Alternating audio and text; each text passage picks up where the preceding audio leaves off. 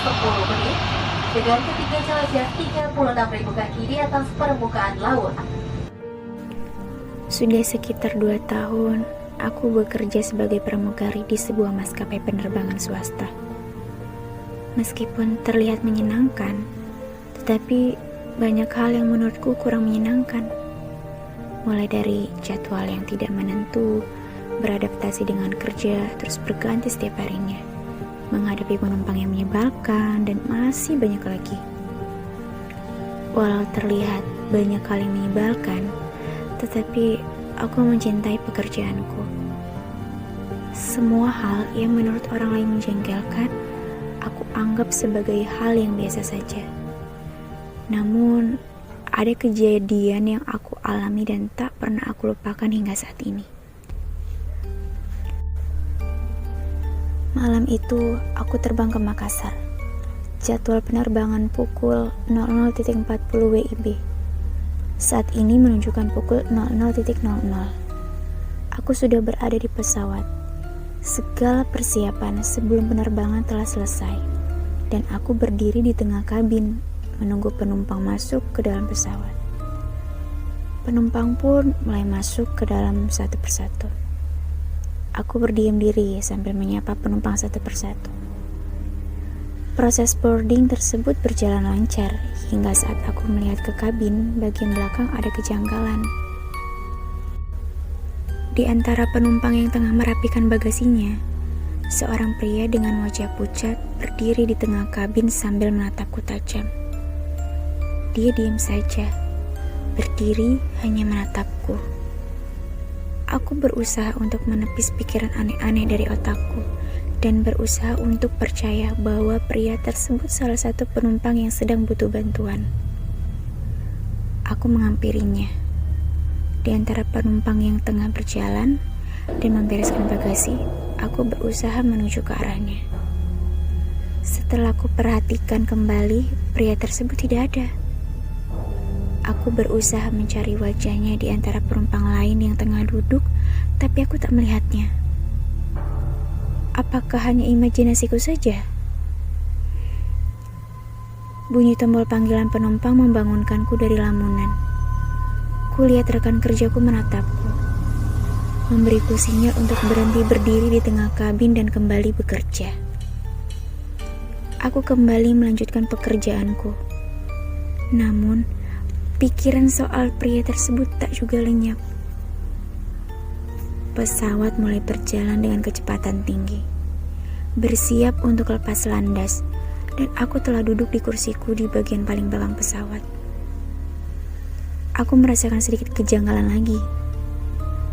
Suhu di kabin terasa lebih dingin daripada biasanya.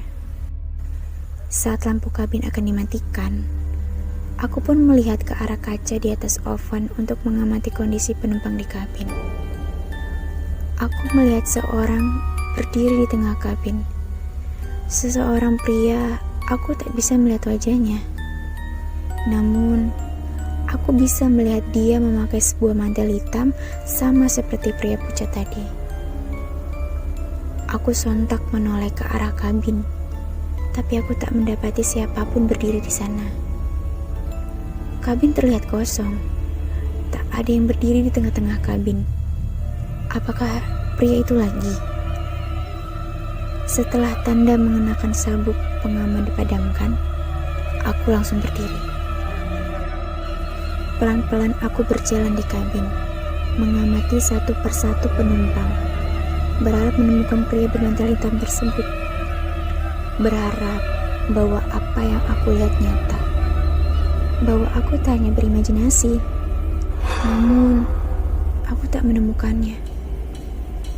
Pengecekan kabin yang biasanya dilakukan 20 menit sekali di penerbangan malam hari, aku lakukan setiap 5 menit sekali.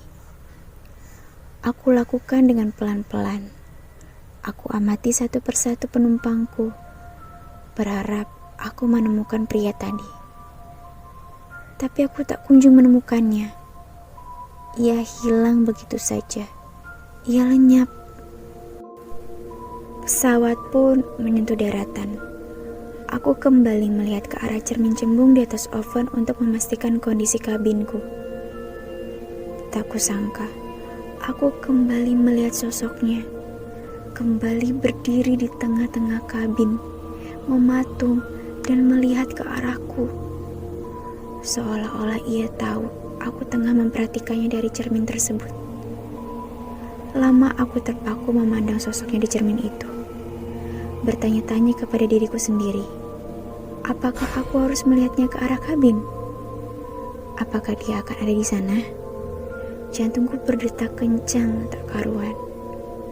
Aku yakin ini nyata, dan ini bukan hanya imajinasiku. Ia pun mulai berjalan ke arahku. Perlahan, lama-kelamaan, aku bisa melihat bahwa dia mulai setengah berlari.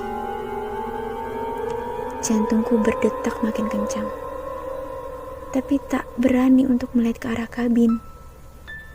Setelah aku melihat dia mulai mendekati kursiku, aku sontak berteriak dan menoleh ke arah kabin. Kosong, tak ada siapapun berdiri di sana.